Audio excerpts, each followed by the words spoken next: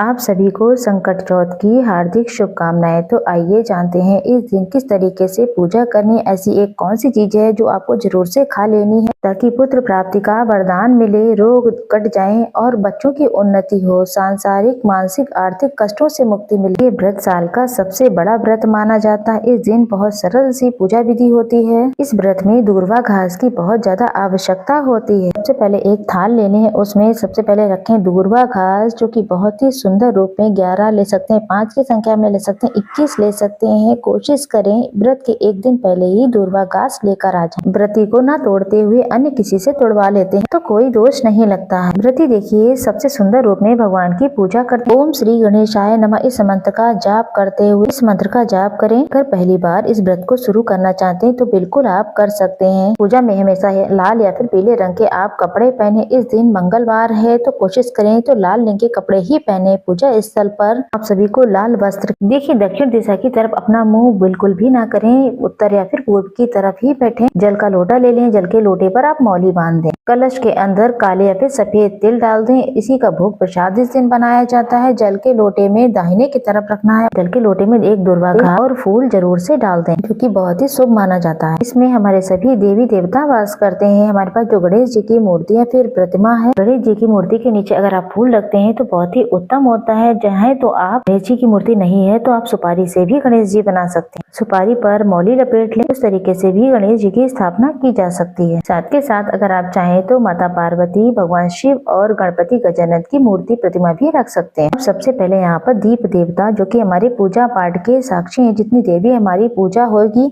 उतनी देर दीपक जलता रहना चाहिए। यहाँ पर या तो घी के तेल का दीपक बनाएं या फिर यहाँ पर तिल के तेल का दीपक प्रज्वलित करें। इसमें सरसों के तेल का प्रयोग ना करें। इस पूजा में आप अपने बच्चों को बैठाएं। माहौल को सुगंधित करने के लिए धूप दीप अवश्य जलाएं और एक शुद्ध लोटा जल और ले लें। उसमें पुष्प रख के स्नान का भाव कराते हुए ओम श्री गणेशाय नमः कहते हुए भगवान को स्नान कराएं।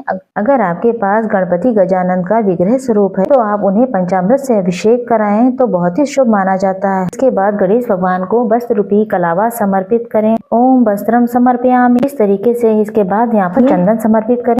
माता गौरा को रोली समर्पित करें। महादेव को भी कलावा रूपी वस्त्र समर्पित करें। 2026 में ये व्रत किया जा रहा है। उदया तिथि को मान्यता देते हुए 6 जनवरी मंगलवार है। इस दिन उसी दिन आपको व्रत करना है। 2026 चंद्रमा किस समय दिखाई देगा? चंद्रमा आपको दिखाई देगा 9:07 के आसपास। चंद्र उदय के समय ही आप चंद्र देवता को जल चढ़ाने के बाद ही आपको व्रत खोलना होगा। आप यज्ञोपवीत जोड़े लाकर पहले ही रख लें। एक जनेऊ जरूर से गणेश भगवान को समर्पित करें। दूर्वा घास समर्पित करना है। सभी देवी देवताओं को पुष्प समर्पित करना, गणेश जी महाराज को सुपारी समर्पित करना बहुत ही शुभ माना जाता है। इसके साथ अगर आप संकल्प लेना चाहते हैं, कई लोग नहीं लेते हैं, अगर संकल्प लेकर पूजा करते हैं तो बहुत फलित होती है। जब आप भगवान को वस्त्र समर्पित कर लेंगे, चंदन लगा लेंगे, उसके बाद दाहिने हाथ में तिल और पुष्प लेकर अपना नाम गोत्र बोले। हे महादेव, जय श्री गणेश महाराज, मेरा नाम और गोत्र ये है। आज मैं आपके व्रत का संकल्प ले रही हूँ। अगर आप चाहें तो फलाहार व्रत करें तो वो भी संकल्प ले सकती हैं। अगर आप निर्जला व्रत कर रही हैं तो निर्जला व्रत का संकल्प लें। संकल्प ली हुई वस्तु को भगवान जी के श्री चरणों में छोड़ दें। इस तरीके से ये संकल्प की विधि होती है। सभी देवी देवताओं का ध्यान जरूर से करें। आज के दिन तिलकुटा बनाया जाता है। तिल को कूट कर उसके लड्डू बनाए जाते हैं। गुड़ के साथ यहाँ पर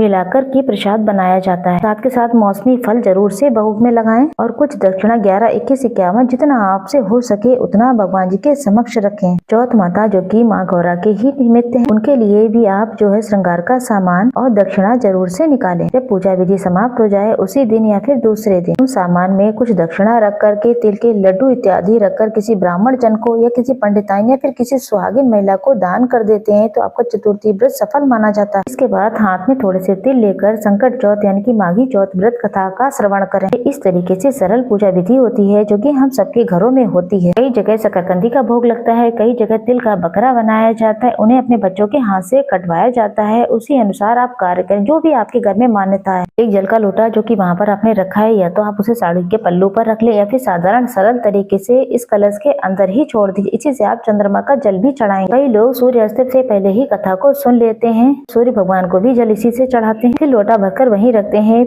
और चंद्र उदय के समय चंद्रमा को भी जल चढ़ाते हैं। इस तरीके से आप ये कार्य कर सकते हैं। हम बताएंगे उपाय क्या करना है और क्या नहीं करना है। वीडियो अंत तक देखें, ज्यादा से ज्यादा लोगों को शेयर करें ताकि सभी तक ये जानकारी पहुंच सके। और कमेंट बॉक्स में अपनी मनोकामना करके भगवान जी का नाम जाप अवश्य करें। जो आपने दीपक पहले ही जलाया है उससे आरती ना करते हुए दूसरा दीपक प्रज्वलित करें या फिर कपूर की आरती जला करके आरती करने के बाद आप गणेश जी की आरती करें। जय गणेश जय गणेश जय गणेश देवा, माता जाकी पार्वती पिता महादेवा। ये वाली आरती आप सब कर लीजिए। साथ के साथ एक जल का लोटा लें और 3 बार उस दीपक के ऊपर से उतार दें और दीपक नीचे रख दीजिए। साथ के साथ भोग लगाने के बाद एक जल का लोटा भी यहाँ पर रखते हैं। उस दिन नहीं बल्कि दूसरे दिन पूजा संपन्न होने के बाद पूजा चौकी को वहाँ से हटाना चाहिए। जब भी हम कोई दान करते हैं तभी हमारा व्रत उपवास सफल माना जाता है। इस व्रत में बहुत ज्यादा दान करने की महत्वता है। वही अपने बच्चों का हाथ का स्पर्श करा गुड़ और तिल के लड्डू या फिर कुछ भी आप जो बनाए प्रसाद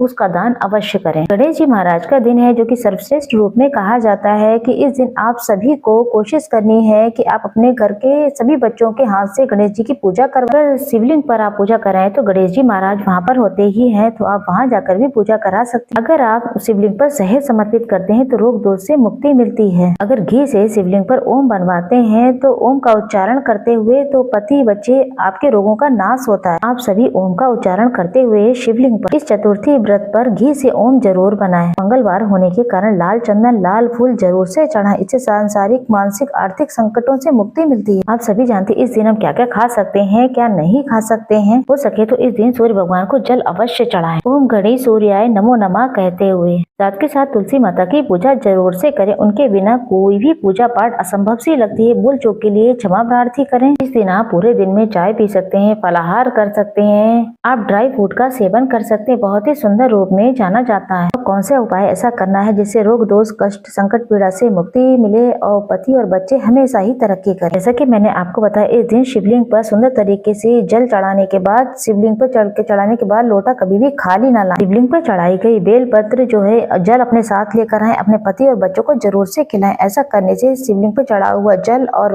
बेलपत्र बहुत फलदायी होती है। जो बच्चे जिद्दी होते हैं उनके शारीरिक मानसिक कष्ट तंग करते हैं तो उनके हाथों से शहद का लेपन उनके हाथों से जरूर करवाएं। देखिए शहद लाल रंग का होता है। लाल रंग मंगल से संबंधित होता है। अगर मंगल खराब होता है पति बच्चे बहुत चिड़चिड़े हो जाते हैं, रक्त संबंधी बीमारी परेशानी करती हैं। ऐसी स्थिति में हमेशा ही शिवलिंग पर शहद समर्पित करना चाहिए। तो शिवलिंग पर शहद समर्पित करके काशी विश्वनाथ भगवान का नाम लेते हुए शिवलिंग पर चढ़ाया हुआ शहद थोड़ा सा प्राप्त कर लेते हैं। इसे अपने पति और बच्चों को थोड़ा सा ग्रहण करा देते हैं प्रसाद के स्वरूप में, तो उनकी बुद्धि प्रखर होती है। शारीरिक मानसिक आर्थिक कष्टों से मुक्ति मिलती है। देखिए शिवलिंग पर चढ़ाई गई कोई भी वस्तु वो चीजें अभिमंत्रित हो जाती हैं। वो औषधि के स्वरूप में कार्य करती है। सरल से छोटे छोटे से कार्य हैं तो आपको जरूर से कर लेना चाहिए। 11, 21, 51 जितना हो सके आपको दूर्वा घास ले लेनी है, उसे एक माला बना लें। अपने बच्चे का नाम गोत्र बोल करके आप गणेश जी के मंदिर में या फिर अपने घर के मंदिर में ही आप ये कर सकते हैं। दूर्वा घास की माला जरूर से बना लें। वहीं गणेश जी को जरूर से समर्पित करें। जैसा कि मैंने आपको कहा है कि गेहूं की महत्वता बहुत है। शिवलिंग पर गेहूं जरूर से चढ़ाएं। इस महीने में तिल की बहुत महत्वता है तो तिल जरूर से शिवलिंग पर चढ़ाएं।